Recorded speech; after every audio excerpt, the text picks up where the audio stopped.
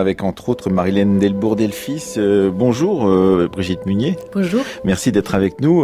Vous êtes enseignant-chercheur à Télécom Paris Tech en sociologie et en anthropologie. Vous travaillez depuis longtemps sur cette question des parfums. Vous avez déjà produit un livre sur ce sujet-là. Et vous avez voulu le reprendre avec les dernières recherches. Ça s'appelle Odeurs et parfums en Occident. C'est donc aux éditions du Félin. Et une des questions qu'on se pose quand on entend ce petit extrait, c'est à quoi fait appel le parfum? Parce que tout compte fait, quand on appelle un parfum après l'ondée, on a à la fois la sensation évidemment sensuelle de l'eau qui tombe sur la peau, on a cette idée aussi d'un paysage, parce que ce paysage est donc nécessaire pour imaginer ce qu'est cet après l'ondée, et puis aussi cette odeur, c'est-à-dire que les parfums modernes convoquent tout un tas de sens, alors qu'ils n'en représentent qu'un seul a priori. Et pour faire le lien avec ce qui a été dit précédemment, je vous répondrai qu'un parfum est toujours un parfum d'âme, c'est toujours quelque chose d'infiniment spirituel. L'être humain n'aime pas tout ce qui relève du corruptible, du digestif finalement. Et s'il a utilisé les parfums pour communiquer avec les dieux, c'est pour, saisir ce qu'il y a de plus, l'acmé du spirituel finalement dans toutes les odeurs. Prenez une odeur de fleur, une fois la fleur fanée, elle n'évoquera plus que la sécheresse, la putréfaction. Et on n'aime pas les odeurs de fleurs fanées. Absolument. L'odeur de fleur, c'est la spiritualité en quelque sorte de la fleur. Prenez les poèmes de Baudelaire. Baudelaire dit à son aimé: je croyais respirer le parfum de ton sang. Parfum de fleurs, parfum du sang, le sang véhicule la vie. L'odeur est toujours synonyme d'âme, de vie, de spiritualité, de tout ce qui transfigure, de tout ce qui relève d'une certaine façon de la transsubstantiation. Il est des parfums frais comme des chairs d'enfants, doux comme les hautbois, verts comme les prairies, et d'autres corrompus, riches et triomphants, ayant l'expansion des choses infinies comme l'ambre, le musc, le benjoin et l'encens, qui chantent les transports de l'esprit et des sens.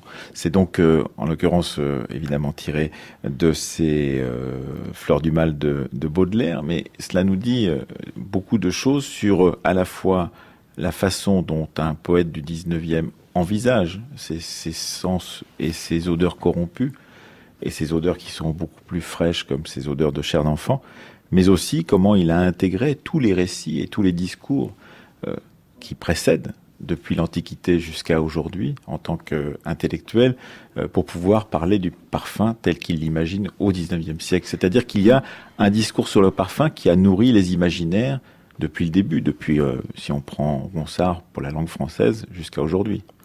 Le discours sur les parfums est très ancien. On le retrouve de toute façon déjà chez Platon, qui considérait que c'était un plaisir, tout au moins dans le Philèbes, c'est un plaisir pur, parce que son absence n'éveille aucune douleur. Mais dans d'autres textes, il condamne le parfum, comme il condamne les mythes, parce que c'est trop de plaisirs qui peuvent être mal exploités, dont on peut profiter mal. Quoi qu'il en soit, effectivement, les écrivains du 19e siècle vont énormément parler de parfum, mais peut-être pas tellement en relation à Platon, Aristote, Théophraste qui a écrit un ouvrage sur les parfums, mais en relation, d'une certaine façon, à une découverte. Je veux dire par là que le 19e siècle s'ouvre à la possibilité de sentir autre chose que la puanteur. 17e, 18e siècle, vous savez, 17e, on ne se lave plus. On ne se lave plus depuis la Renaissance parce qu'on avait fermé les étuves et que, à ce moment-là, on a fermé les étuves parce qu'on s'est imaginé que les étuves favorisaient la propagation de la peste. Et aussi que la prostitution. Bien sûr, mais le Concile de Trente condamne les étuves, Ambroise Paré condamne les étuves également. Tous les deux, ce n'est pas pour les mêmes raisons. Effectivement, les étuves étaient bien souvent des lieux de licence. Quoi qu'il en soit, on cesse de se laver. Ça ne veut pas dire que on se sent sale, puisque Charles Perrault, dans le parallèle des anciens et des modernes, dit que finalement, les anciens allaient aux étuves, mais aujourd'hui, grâce à la commodité du linge, on peut s'en passer. En d'autres termes, on ne se lave jamais, on se tamponne le corps avec un linge blanc et on s'enduit de parfum. Bon, vous imaginez que tout cela engendrait une puanteur ambiante assez forte, puanteur des corps. Et puis comme il n'y avait pas de tout à l'égout, la crasse des rues, des palais, les crasses des villes étaient abominables. On a commencé à nettoyer à la fin du XVIIIe siècle et au début du XIXe siècle. Ça ne devait pas sentir fort bon, mais néanmoins, on peut se sentir, si je puis dire. Et à ce moment-là, le parfum devient l'auxiliaire le plus précieux de la narration. C'est-à-dire que on peut utiliser des métaphores olfactives pour décrire telle personne, telle situation. Mais oui, c'est le cas en particulier de Balzac avec la pension Vauquer, évidemment. Qui pue l'hospice. Oui, mais qui dit surtout c'est une odeur de pension. Effectivement, il faut savoir ce qu'est une odeur de pension pour l'avoir vécue. C'est difficile. Il faut l'avoir vécu pour la connaître, cette odeur-là en l'occurrence.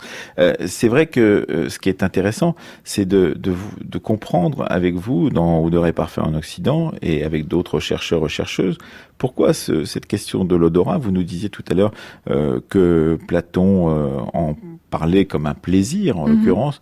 Pourquoi cette question de l'odorat a été aussi constamment marginalisée, mise de côté par rapport à d'autres sens qui ont été plutôt privilégiés, la vue et l'ouïe par exemple. Vous y avez travaillé dans un numéro récent de la revue Hermès, en l'occurrence Brigitte Munier.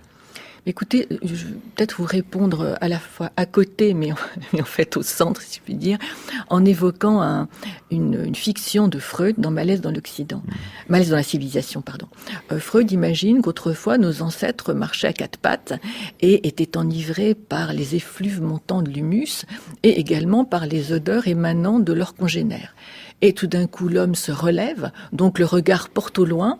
À ce moment-là, il s'aperçoit de la fragilité des organes génitaux qu'il faut couvrir. Les femmes sont confinées pour leur menstru et l'esprit commence à fonctionner. En d'autres termes, dans la fiction freudienne... Ça, c'est Freud qui le dit. Ça, c'est Freud. Mais dans la fiction... Mais c'est tout à fait significatif. C'est pour ça que j'évoquais cette histoire.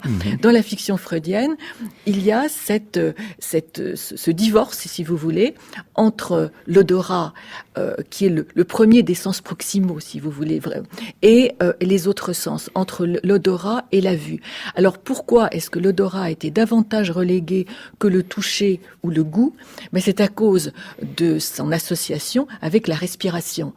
Kant, au XVIIIe siècle, dit que c'est un sens encore moins social que le goût et un sens esclave. On ne peut pas s'abstenir de respirer les venins atmosphériques, car effectivement la puanteur était telle que l'on se protégeait comme on pouvait des maladies qui flottaient finalement dans l'air à l'époque de toutes ces mythologies prépastoriennes.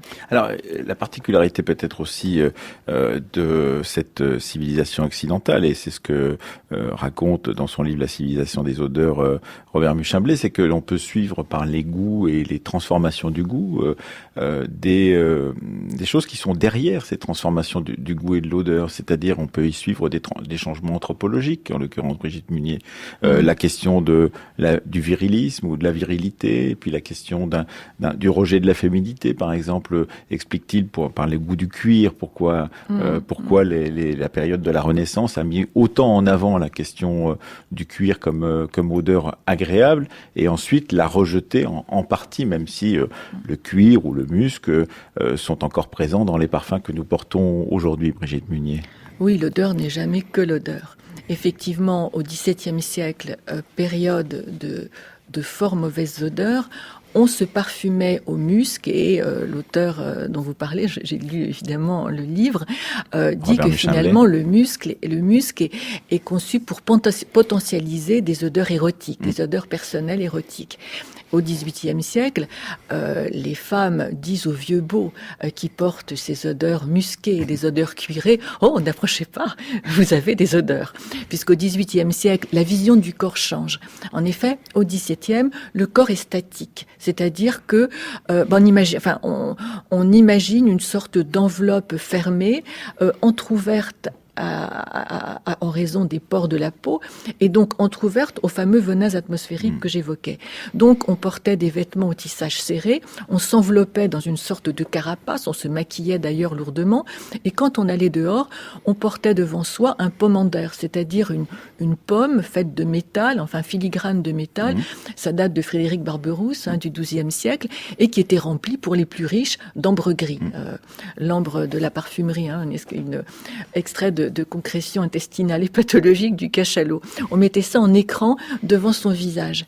À partir du XVIIIe siècle, on considère que le corps est dynamique, c'est-à-dire qu'il échange avec l'extérieur. En d'autres termes, on peut se dégrafer un peu, on peut davantage exposer sa peau. Et en ce sens, on commence à s'ouvrir à des odeurs différentes, notamment des odeurs florales.